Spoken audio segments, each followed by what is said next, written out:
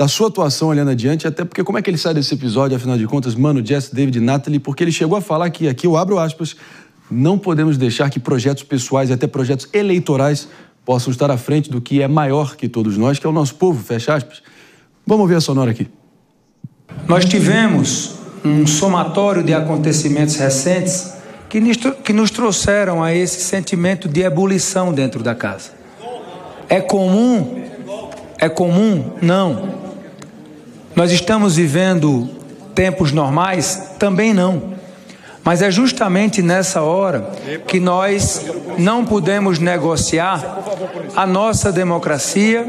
Nós temos uma preocupação muito grande com o momento crítico que o nosso país está vivendo. A crise institucional, os debates que agora nos colocam também num possível conflito internacional. E penso que nesta casa mora a construção dessas soluções. Previsão, Nathalie Wendel.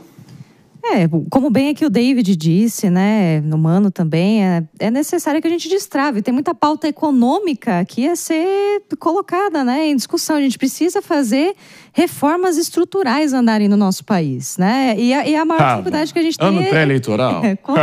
Mas precisa. Enganar quem, pô? Mas é necessário, senão a gente não consegue ter um país que se destranque, né? Então a gente tem de fato uma guerra comercial aqui ocorrendo, tem pautas que são mais urgentes ali a serem votadas e isso precisa ser colocado ali na mesa, né? Então precisa destravar todo o andamento e precisa ter alguma posição do governo para que pelo menos economicamente a gente se torne um pouco mais viável.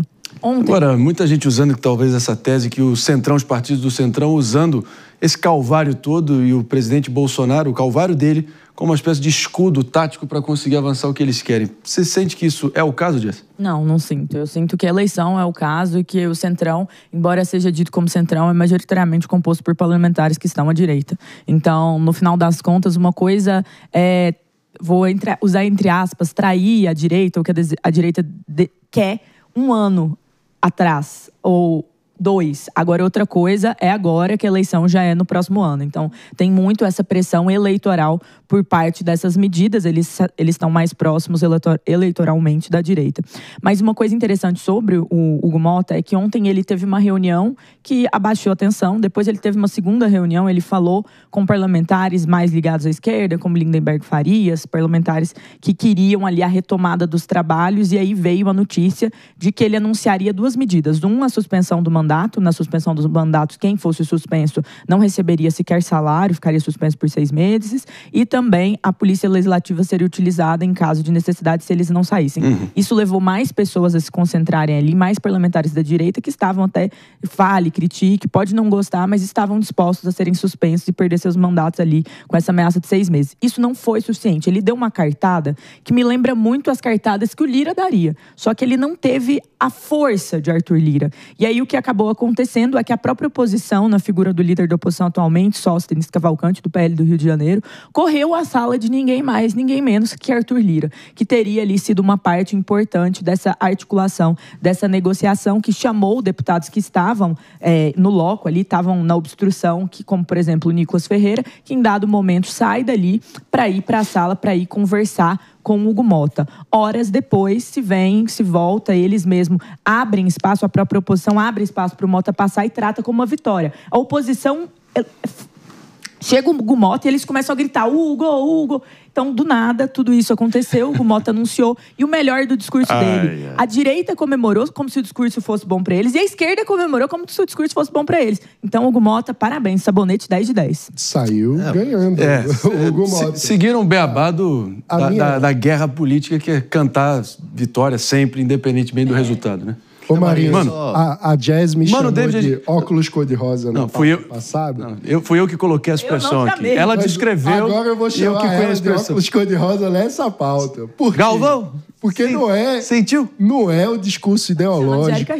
Que ela tá com óculos rosa bonito. Mano Ferreira com a palavra. Não é, no Brasil de hoje, não é a pauta ideológica o principal cabo eleitoral do Congresso Nacional. A principal forma de eleição e reeleição de deputados é o chamado orçamento secreto, são as emendas parlamentares que qualquer levantamento pode mostrar é o principal instrumento para a reeleição. Então, os deputados do Centrão, eles estão pouco se importando com a situação do ex-presidente Jair Bolsonaro. O que eles querem nessa história toda é justamente que todo mundo fique prestando atenção nessa espuma circense do debate, do espetáculo, e deixe de lado aquilo que de fato importa, que são as questões sobre como nós usamos o dinheiro do contribuinte. É o dinheiro do contribuinte que está sendo usado em prol do interesse paroquial de cada deputado do Centrão que vai garantir a reeleição deles no ano que vem. Já estaremos indo para Brasília muito em breve para ter o panorama local de lá com a nossa equipe de reportagem sempre precisa. Não sem antes fazer primeiro um rápido break para quem está nos ouvindo pela rede Jovem Pan de Rádio Morning Show. Segue a todo vapor e volta para vocês já.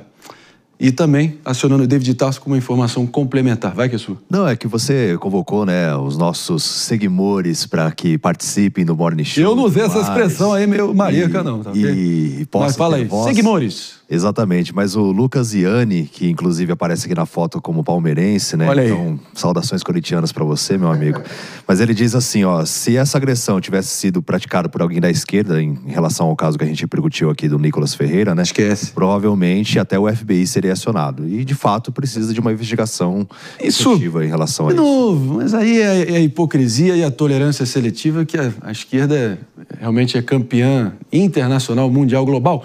Especialmente no sentido que eles advogam tanto por empoderamento feminino, direito das mulheres, e criticaram e problematizaram, se escandalizaram com uma deputada tendo que amamentar uma bebê recém-nascida de 4 meses.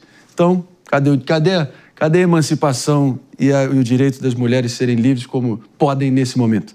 Nunca foi sobre o que é dito e sim sobre quem diz o que fica intragável para certos setores, né? Em 2016, Marinho, ganhou as manchetes no Brasil todo a imagem da deputada estadual pelo Rio Grande do Sul, na época, Manuela Dávila, amamentando a sua filha durante uma audiência pública. Então, enquanto ela discursava e participava da audiência, ela estava literalmente amamentando sua filha recém-nascida. E, na época, a esquerda brasileira colocou isso como, veja, o espaço de poder, que sempre foi muito masculino, que sempre foi machista, patriarcal e avesso às mulheres e às crianças, precisa ser humanizado, precisa ter espaço para mulheres em posições de poder, inclusive mulheres mães, inclusive mulheres que amamentam, mulheres que têm filhos recém-nascidos. A gente vê como, no fim, acabam se usando as pautas muito mais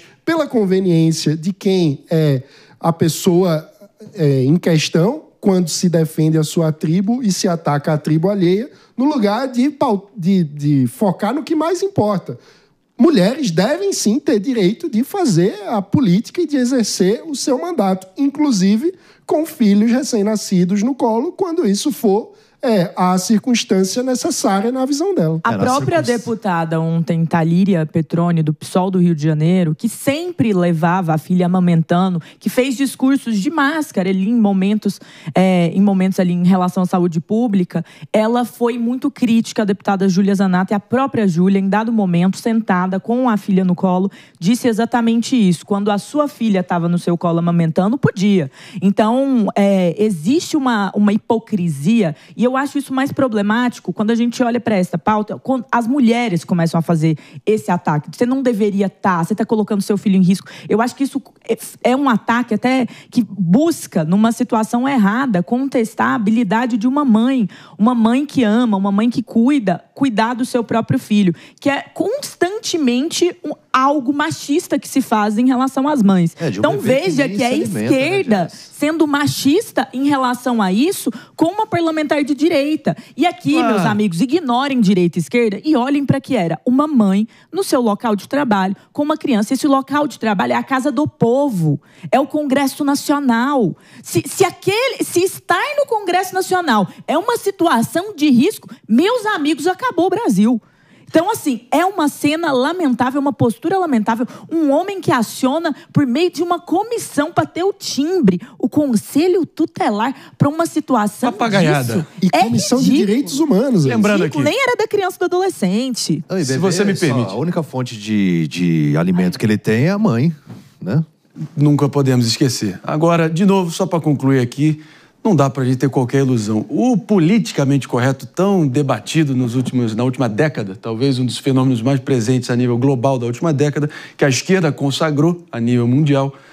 De novo, pessoal, nunca foi sobre o que é dito, ou o que é falado, ou o que é feito, e sim sobre quem fala, quem diz e quem acaba vocalizando certas opiniões. Então, é importante a gente lembrar que esse tipo de tolerância seletiva é facilmente desbancado se você puxar a capivara, não muito longe não, olha o mano aqui. Parece que para todas essas denúncias que eles arrotam essa moralidade para julgar os seus pares, só puxa a capivara um pouquinho e você vê que eles fizeram igual ou pior há pouco tempo atrás. Não é para eximir eventualmente os excessos da direita, mas particularmente a esquerda tem esse talento em ser, assim, irritantemente cagador de regra, desculpa a expressão aqui. 10 horas e 32 minutos.